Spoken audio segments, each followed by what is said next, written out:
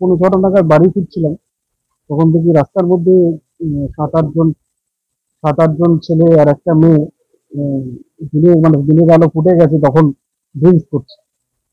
তো যথারীতি আমি তাদেরকে বললাম যে এখন তোমরা কেন এসব ড্রিঙ্কস করছো। তো এই কথা বলাতেই ওরা আমাকে দিকে তেড়ে আসে এবং আমাকে মারধর শুরু করে।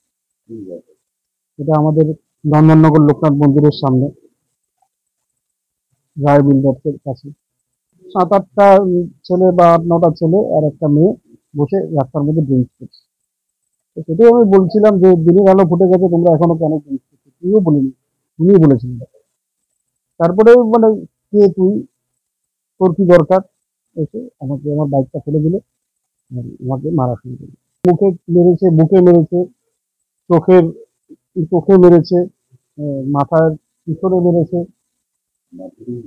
ব্লিডিং নাক থেকে এখনো হচ্ছে, ঠোঁট থেকেও ব্লিডিং হচ্ছে, ঠোঁট ফুটে গেছে।